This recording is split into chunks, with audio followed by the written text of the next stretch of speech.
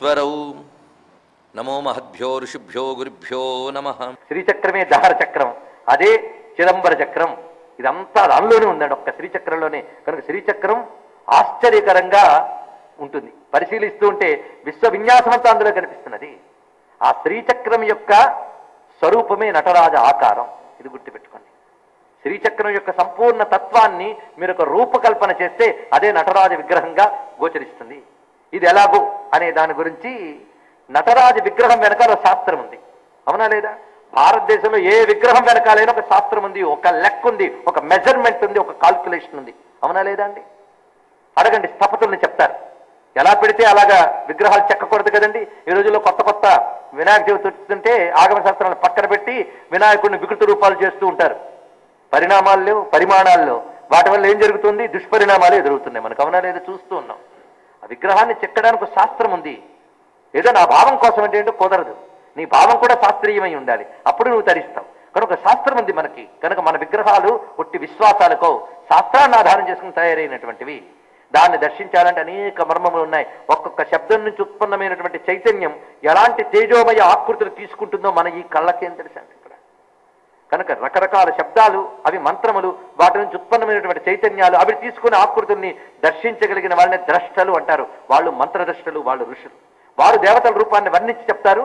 వర్ణించిన దాన్ని మనం ధ్యానించి ఆరాధిస్తాం. అది ఇక్కడ ఉన్నటువంటి ముఖ్యమైన అంశం. దీన్ని బట్టి చూస్తే కొంతమంది స్థపతులు ఈ నటరాజ విగ్రహం ఎలా తయారు చేస్తామనే దాని గురించి వాళ్ళు చెప్పిన విషయాలే సేకరించి మీకు నేను చెప్తున్నా. స్థపతులు నటరాజ విగ్రహం ఎలా తయారవుతుందో చెప్పారు. నటరాజ విగ్రహానికి చుట్టూ ఒక ఆర్చ్ ఉంటుంది, మీరు చూసుంటారు. ఆ ఆర్చ్కి అగ్ని వలయం ఉంటుంది మొత్తంగా. ఈ అగ్ని వలయాలకు ఒక్కొక్క దానికి ఒక్కొక్క రకమైన సంఖ్య ఉంటుంది. కొన్ని చోట్ల సప్త సంఖ్యాకం, కొన్ని చోట్ల నవ సంఖ్యాకం, కొన్ని చోట్ల 27 నక్షత్ర సంఖ్యాకం కూడా ఉన్నది. ఇదంతా చూస్తే విశ్వచక్రమే, అది విశ్వచక్రమే ఆర్చ్. దాని మధ్యలో ఆయన ఉంటాడు. అంటే విశ్వచక్రానికి కేంద్రం ఎవడో ఆయన అందులో ఉన్నాడు అనమాట. ఇది దాని యొక్క విశేషం.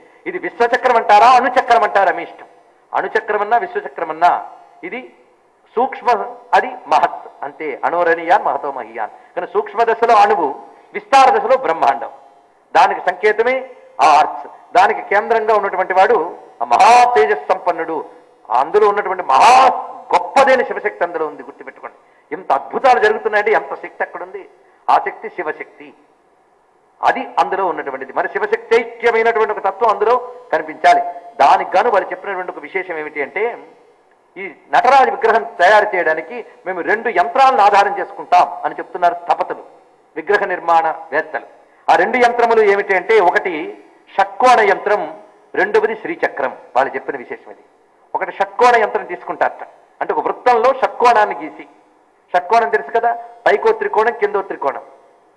అలాగే శ్రీయంత్రం, అది కూడా పైకి వెళ్ళే 4 త్రికోణాలు, క్రిందికి వచ్చే 5 త్రికోణాలతో శ్రీచక్రం ఏర్పడుతుంది.